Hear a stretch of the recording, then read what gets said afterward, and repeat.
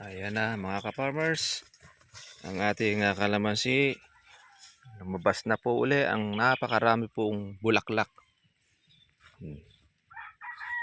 Ayan, sa lahat ng mga kasulok-sulukan, laylayan, mula po nung makatikim po ng magandang pag-uulan, yan na po ang presyo. Yan na yung saksa, yung kamurahan. Yung ganitong mga klase po mga ka-farmers po ng mga bulaklak, zero spray na tayo dyan. Di na po natin ito ini-spray mga katribya, dahil magtutuloy na siya. Wala na pong gaano pong insekto.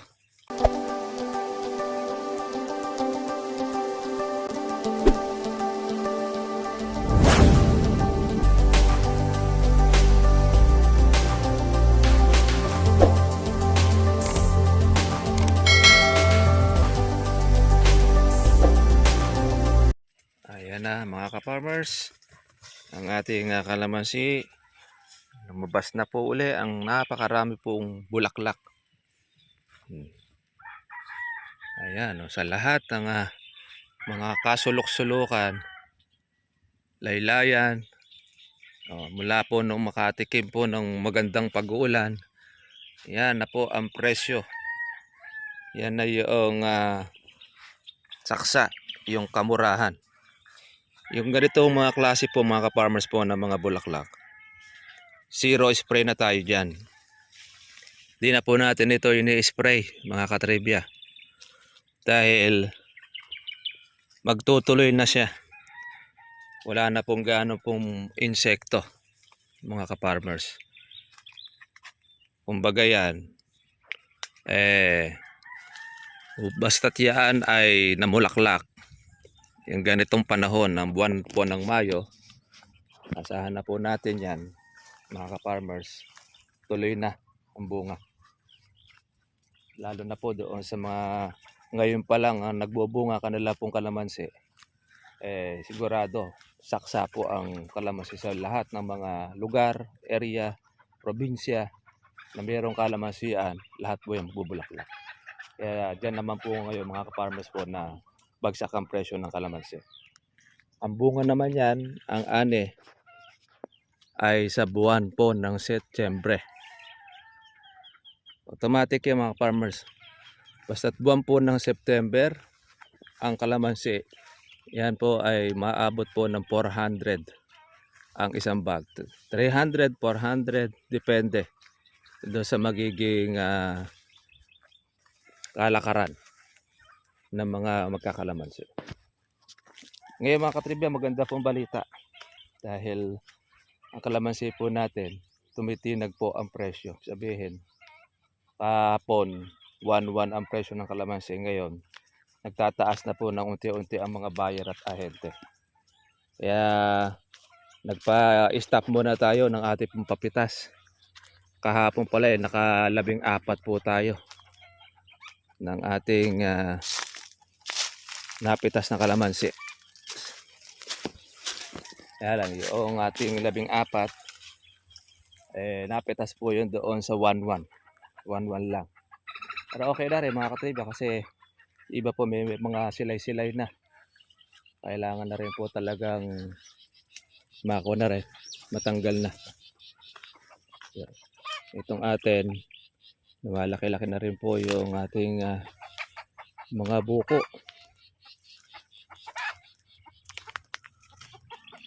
Kaya good news sa ating po mga katribya. Meron na tayong at papaano, at saka lumalaki na rin po ang ating mga bunga. Tsaga-tsaga lang mga katribya, at kakatsempo rin tayo. Meron pa tayo mga nakaina. Kaya nang palaki, lalo po yung ating pong mga batang kalamansi. Kaya tayong bombahin na. Yan, mataas na rin po yung ating damo. Dapat nating sprayin sa mga darating na pagkakataon.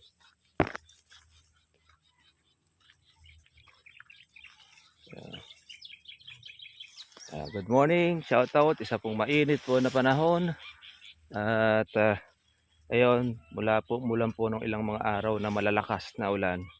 Ngayon ay wala na po ulit tayong ulan mga katribya. Kaya naman mainit ang panahon.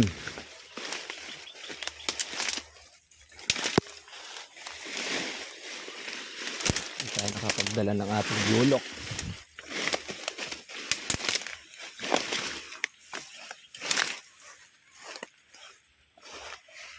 Ano, kadami pong bulaklak na lumulusot. Tapos meron pa tayong mga bukong mga maliliit. Ang kalamansi natin ay hindi po natapos-tapos ang kanya pong pagbubunga. Lalo na ngayon, nabusog ng ulan. Kaya masisigla po ngayon ang mga bulaklak ng ating kalamansi. Lahat ng mga kasulok-sulukan. Buti na lang ito mga katribya, hindi po nasaktan noong matinding init. Hindi po nasunog ang kanyang mga dahon. Hindi kagaya ng iba na nalusdos ang kanilang mga kalamansi. Nag-brown. Sa atin naman, maganda naman po yung ating dahon ng kalamansi, yung kanya pong berde. Hindi po siya nag-yellowish. Itong ating spray na damo. Agingay.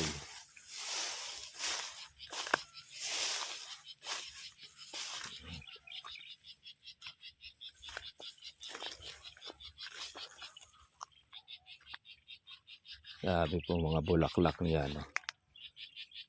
Galit na galit. Spray na tayo rito sa ating po pag-i-spray. Wala na tayong spray mga katribya. Ito na po yung bunga ng panahon sa ating kalamansi.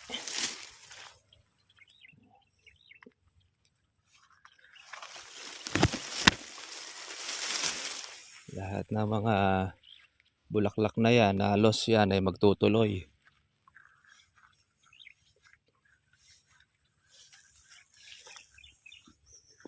Ito ang ating bunga. Pwede pa talagang ito ipaghintay pa ng presyo. Hindi pa natin itong iyang tala. Dahil hindi po siya argabyado pa. Maganda pa po yung kanyang pagka-berde.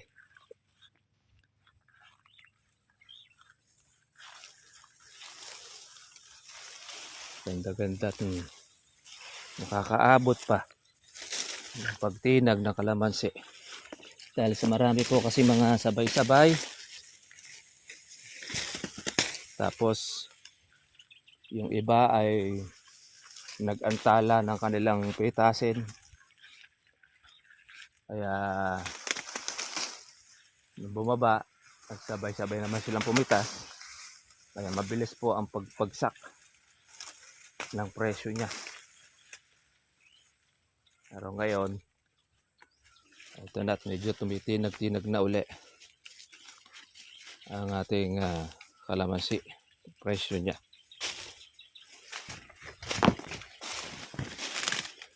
Pero sa inyo po mga ka-farmers, pagka po nakita natin medyo may dilaw-dilaw na ang inyo pong kalamansi at medyo dihado na, magkano yung maging presyo?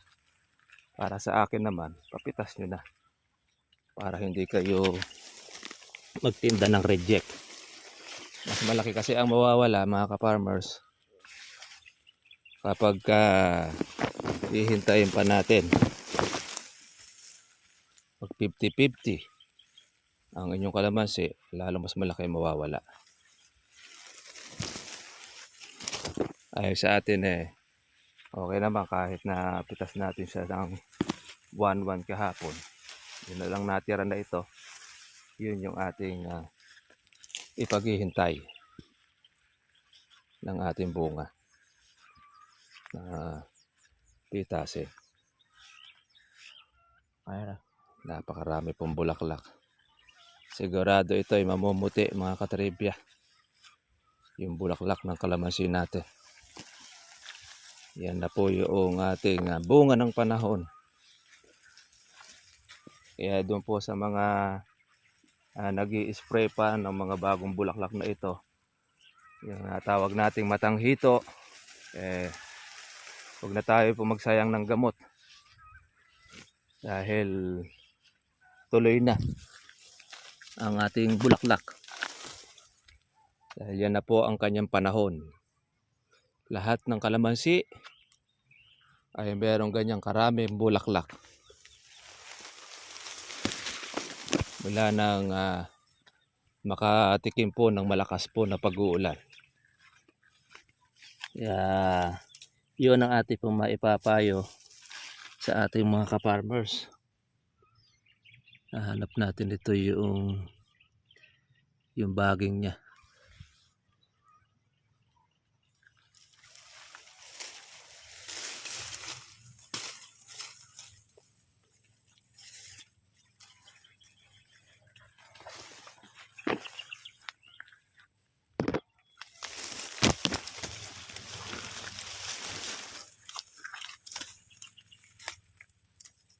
Yung malaking baging. Ito.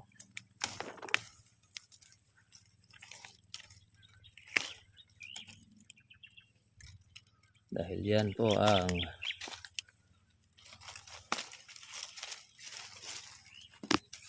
magugubat.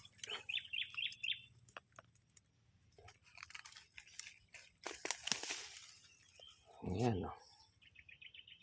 Laki niya.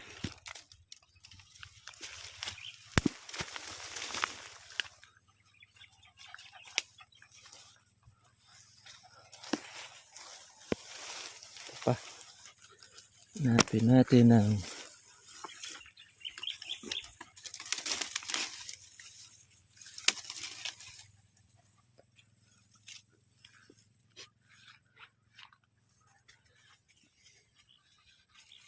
tayong halawin. Shout out mga ka-farmers. Isang mainit po na panahon. Yung nangyari po sa Angeles, Pampanga. Laman ng balita na yung gumuho ang 8 palapag na construction site na meron pong mga nataganan. Hindi natin alam kung ilan po yung nasa gitna.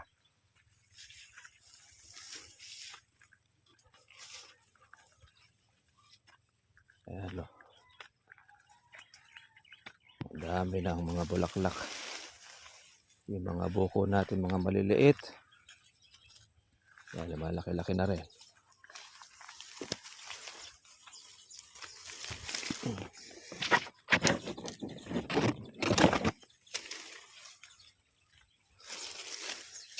Kailangan na natin ng herbicide. Malagom na ang ating pagdadamo. Ganda na po ng kalamansi. Nakabawi. Wala nang umulan ng malakas.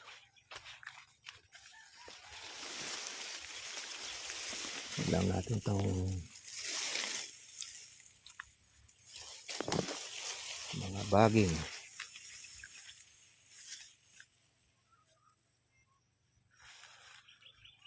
Masyado yung bulaklak ko. Galit na galit.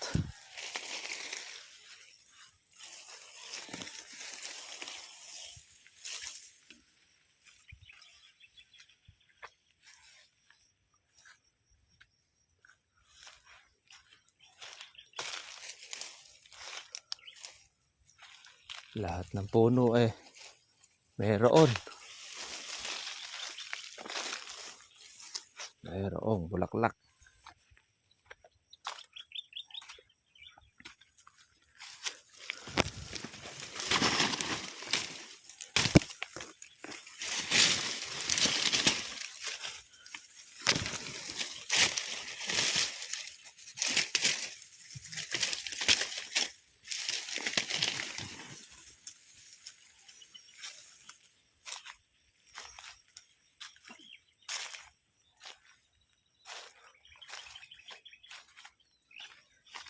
Baging.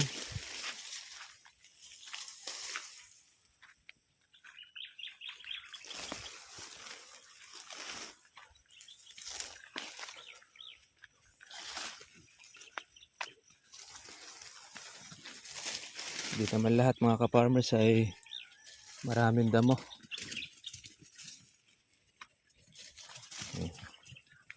Malinis na.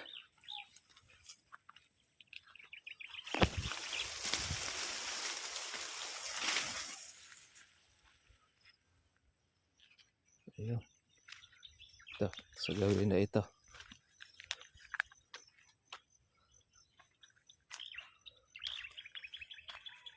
Lalaki na. Dodoble na po yung size ng ating kalamansi.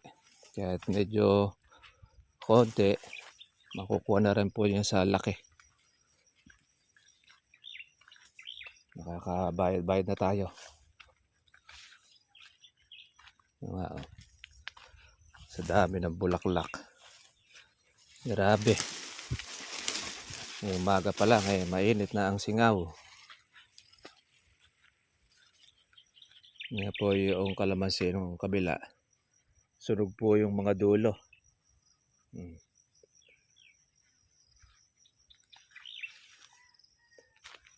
Sa atin, maganda po ang dahon niya.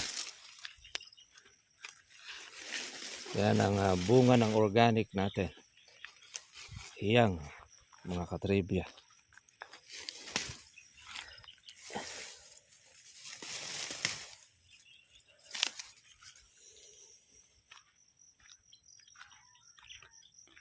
Yan. Masyado bulaklak. Galit na galit. Ang bulaklak ng kalamansi. Napakasipag. Yan. Ito yung batang kalamansi ni tatay. Nakaka-recover na po yung mga maliliit. Yan. Tumutubo na rin po yung mga usbong. Spray na uli ng damo. Ito yung atin naman